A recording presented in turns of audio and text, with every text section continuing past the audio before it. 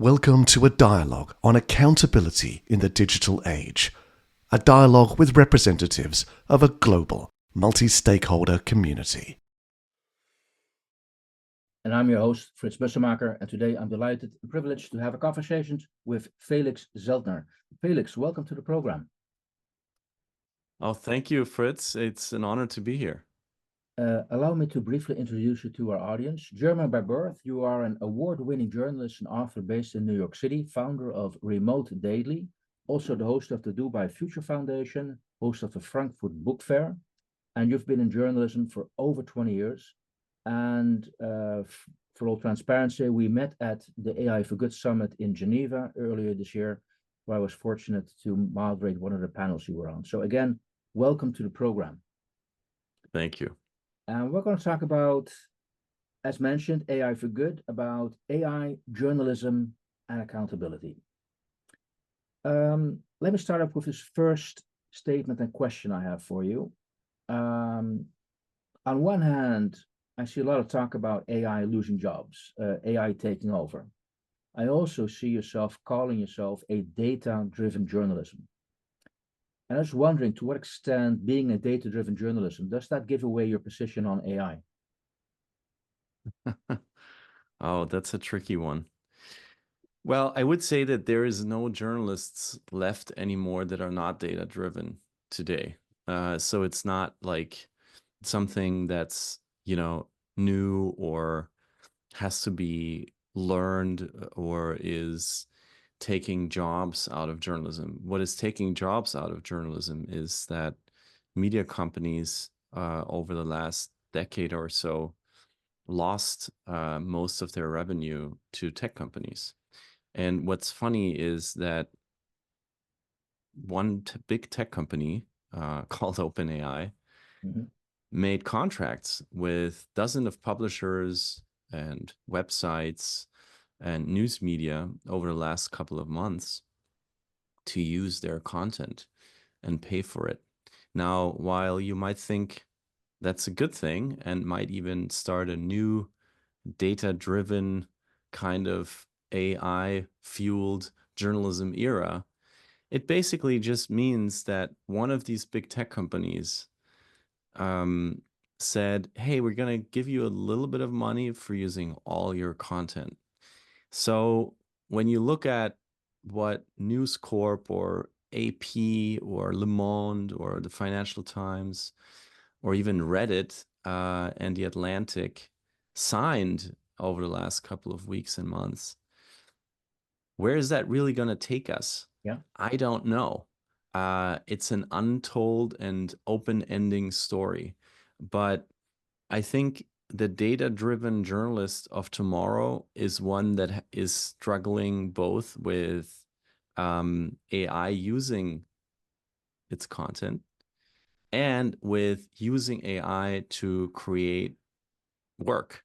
And when you think about the second half, there's a lot going on. So there is an amazing, almost like a toolbox available to journalists these days, from fact checking to creating content to using imagery and video in completely new ways that has never been around before. And that is, of course, thanks to AI.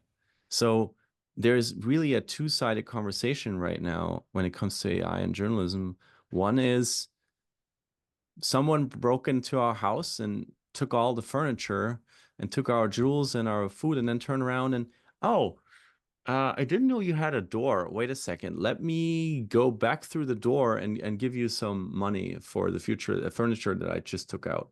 And then on the other hand, there is this amazing toolbox now on our table that has AI on it that will probably, make our profession much more interesting and faster and also more, better maybe in the future. better. Okay, because so there is a future for journalism, despite AI is taking over a lot of the work, like the weather reports, the sports section is all AI driven. If I understand you lecture at a journalism school, Yes. what do you tell your students? Well, I think there is, when it comes to content that's going to be, created for people that are going into the journalism world right now, it's a little bit like food, right? So you're looking at synthetic content. You were just pointing at weather reports. So content that's entirely AI created from the data that goes from a weather station into the system, then creates visuals. These visuals create a video flow. The video flow is then projected onto a screen. No human involved necessarily. To organic content, like organic food, right? That it's much more work and much more labor involved to actually produce it. It's much harder to do, and it's maybe a little bit more healthy, and it's definitely worth more. And when you think about investigative journalism versus a weather report, you might see where I'm going, right? So it's going to be very tough to have an AI do investigative journalism because an AI doesn't know what it doesn't know. It can't really investigate. It's just a math tool that, recreates things that have already been out there, just like weather reports, right? It's looking for patterns and recreates these patterns and is telling you, based on all the patterns that I know of, this is probably where the clouds and the rain are going to go. But when it comes to, as the New York Times said on their homepage this morning, here's an address in Hong Kong that we found where a lot of money is flowing through to buy technology for the war between Russia and Ukraine. That's not something that an AI can talk about. And that's where I see for, when you think about journalism schools and people that are going into this profession right now, that's where I see a huge potential in them using tools to be better investigative journalists rather than saying, hey, we should go back to handmade weather reports. Okay, got that. So now I see the benefit it could bring journalists. Now, I was wondering, this is not the first disruption which has hit journalists, has hit the whole profession. First of all, maybe it would be interesting just to go back to what were those other disruptions and why is this one different? Or is it different? Maybe that's the question. Yeah. Yeah, this is fascinating to me because even over the last few days, there's talk again about then and maybe a new AI winter coming because you see, maybe some funding changing or interest slowing down, or somebody from OpenAI said on the stage that maybe our next chat GPT that's coming out is maybe not as different to the one before. And people are like, what? Yeah. Not a new revolution. So you see hype, you see the hype cycle in motion, even for something as big as AI. And as you said, you also learn a lot by just looking into the past here. So AI in media, in the media context, has been around for a while. I would even say that AI functionalities have been in the media industry for well over a decade.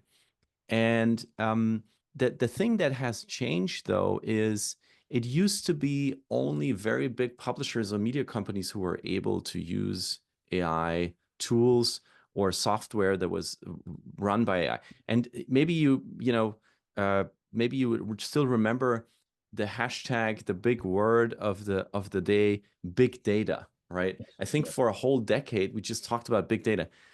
I don't think there's a big difference between what people then coined as big data and what is now being coined as AI. It's just that big data was one of these steps, right, that led us to today. And as we all know, there was a Web 1 and then was the Web 2, right, that became the social web. And then now we're talking about Web 3, the three-dimensional, the web that is maybe decentralized. And I think in AI, there is also various steps that led us to today. I would argue that the big data phase was maybe AI 1, and now we're looking into AI 2, where it's becoming, where it's deployed to hundreds of millions of people, and everybody at a click can use it. There are persistent themes, though, because you asked me, how it's been historically.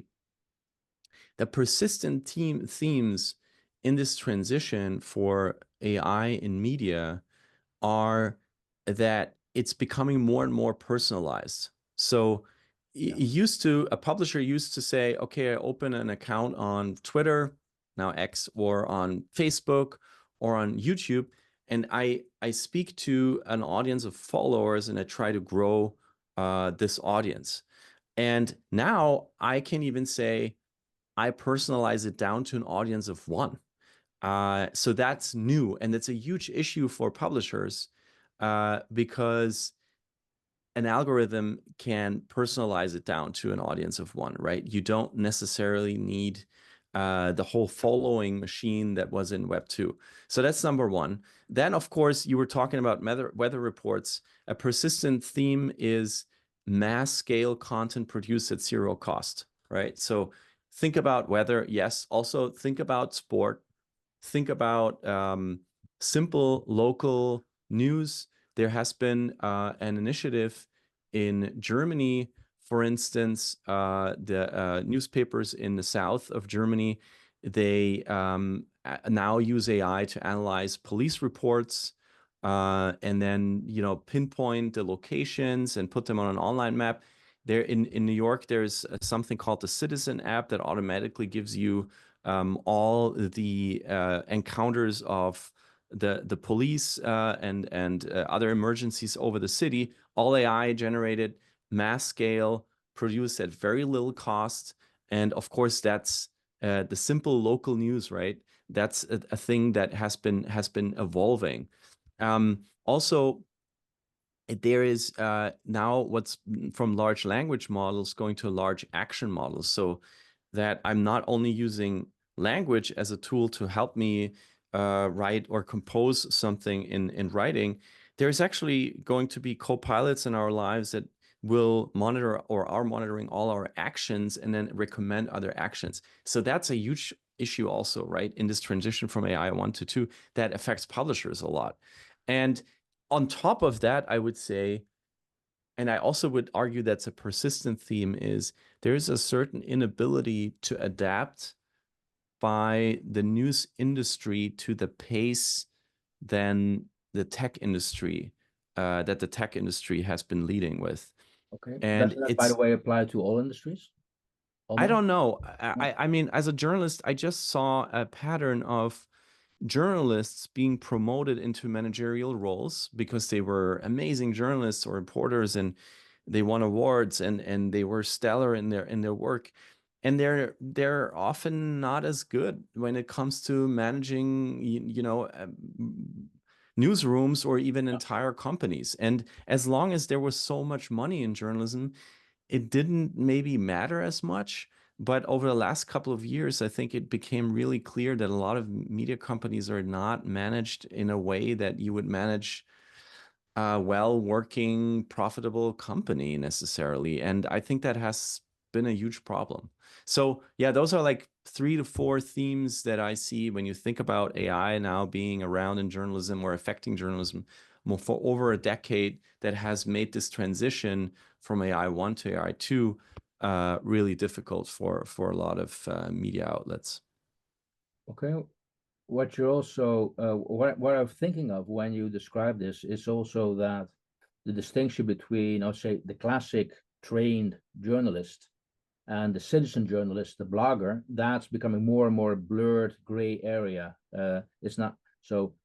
You say, okay, we're getting so many powerful tools that almost anybody can then be that journalist almost.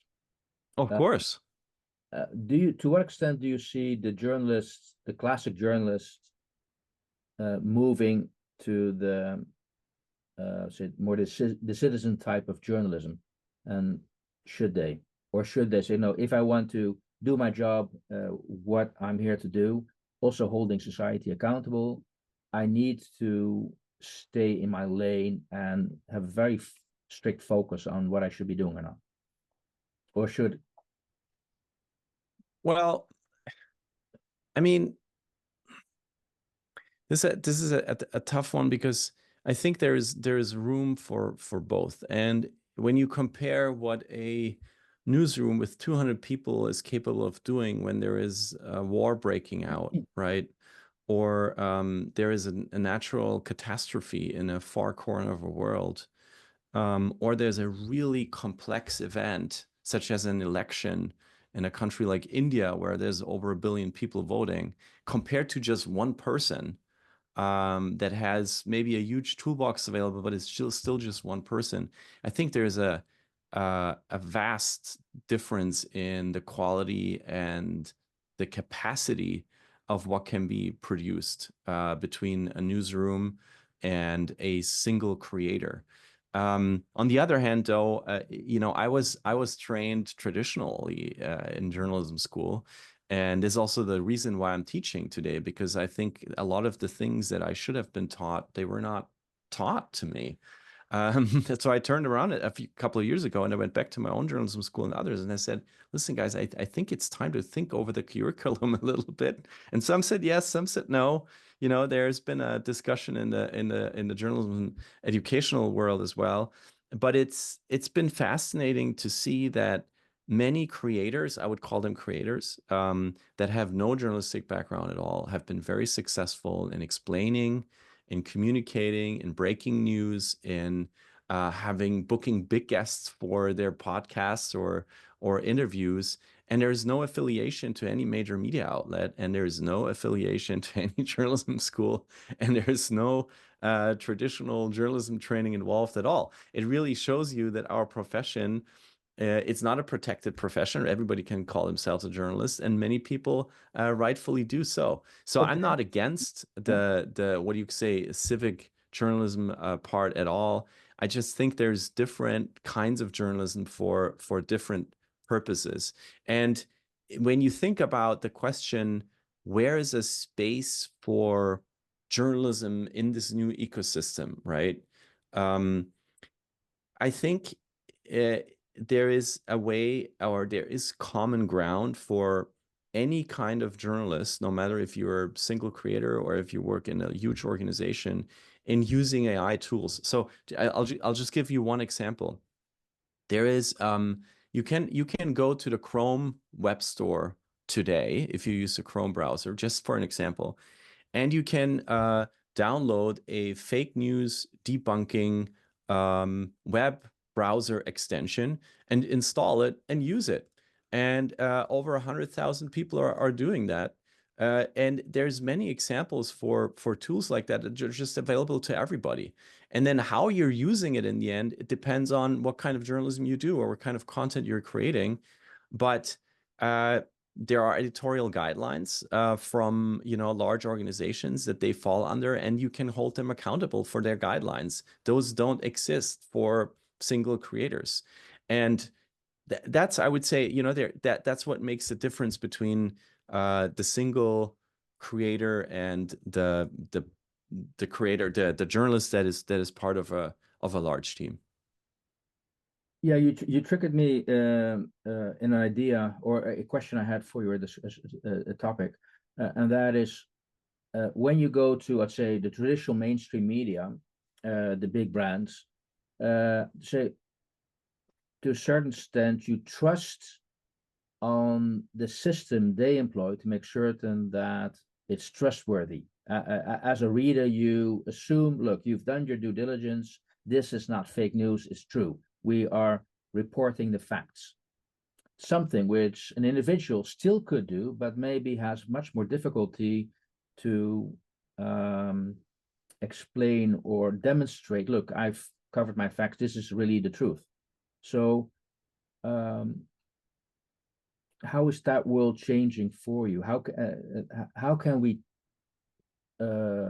define trust, or how can we create trust in journalism when we have this mix of the big corporates and individuals? How can they do they have that opportunity?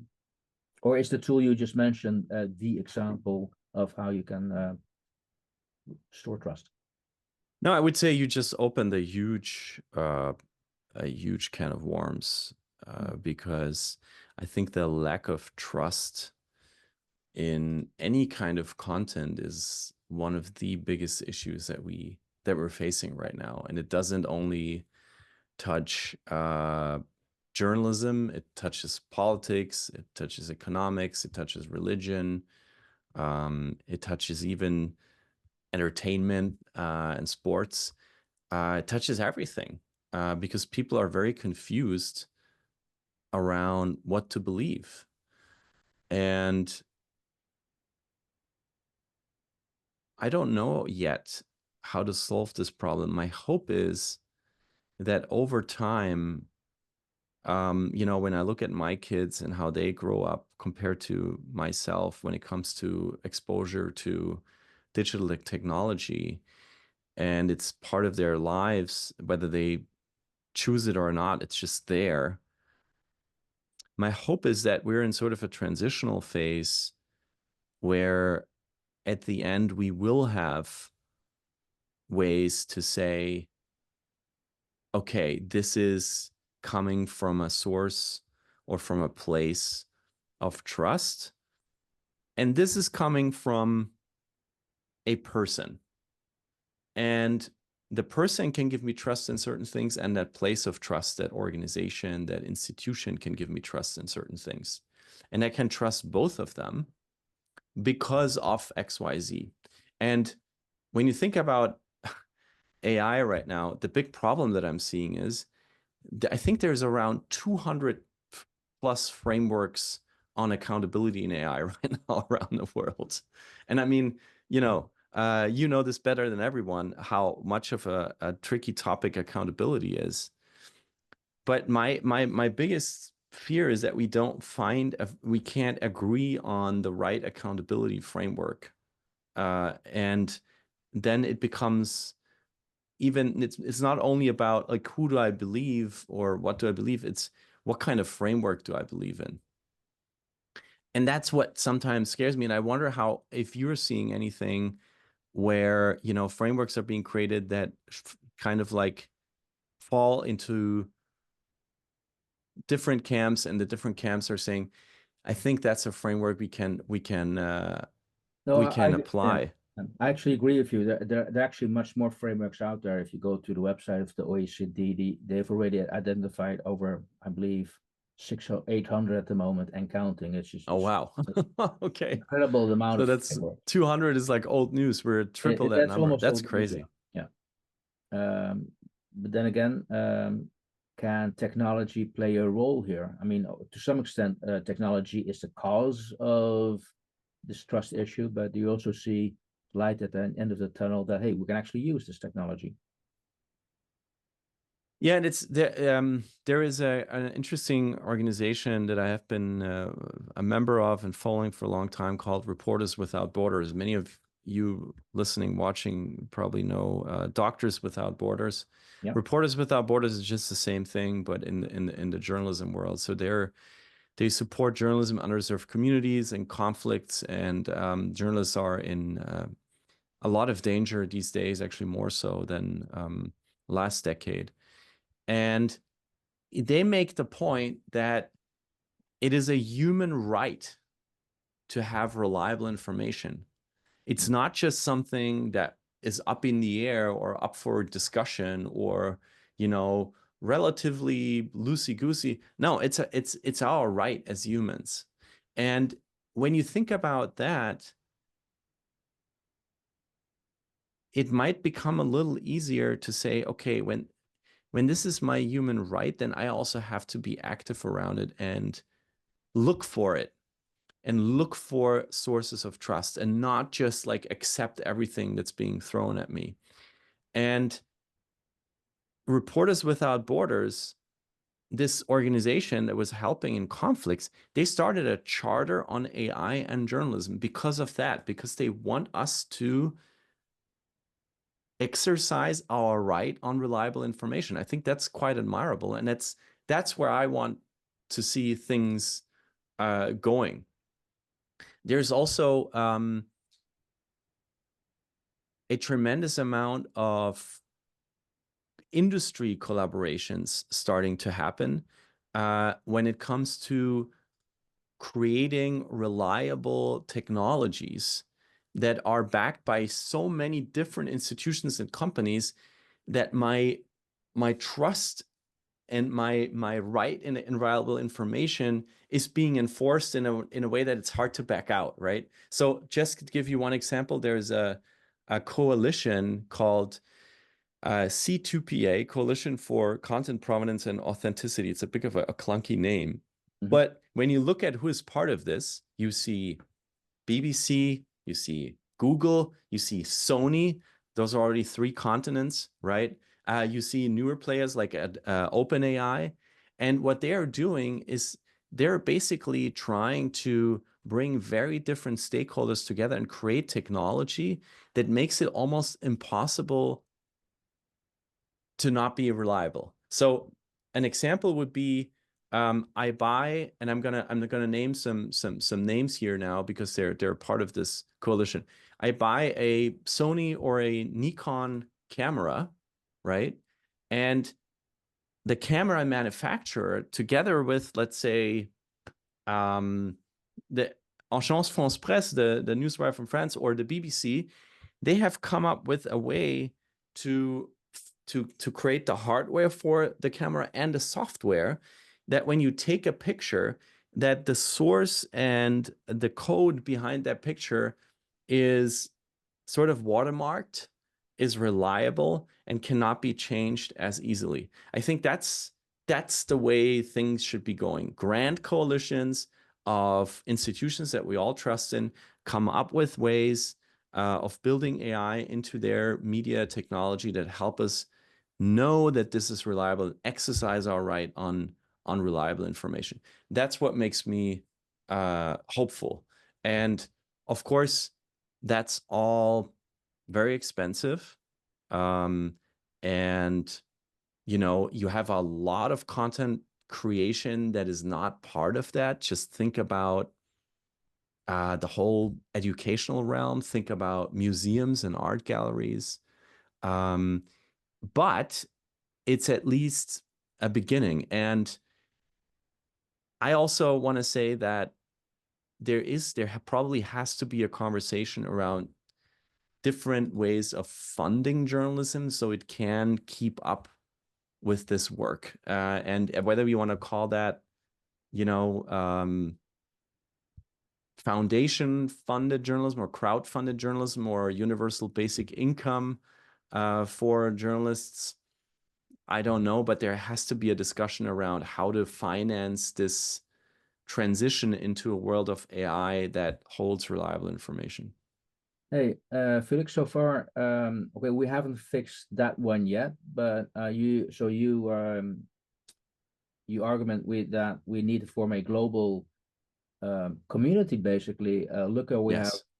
how we can collaborate together, set global standards to keep it safe in the sense that we can trust. Last question: is there also something an individual can do to be part of this? Is there anything? Are we just a bystander? Do we have to see what's happening, or can we also do something ourselves here in this case? Oh no, I would totally recommend to get involved with the Reporters Without Borders of this world. You can just become a member, become part of the conversation. You can check out this coalition that I just talked about, C2PA, and see whether your organization can become a part of this.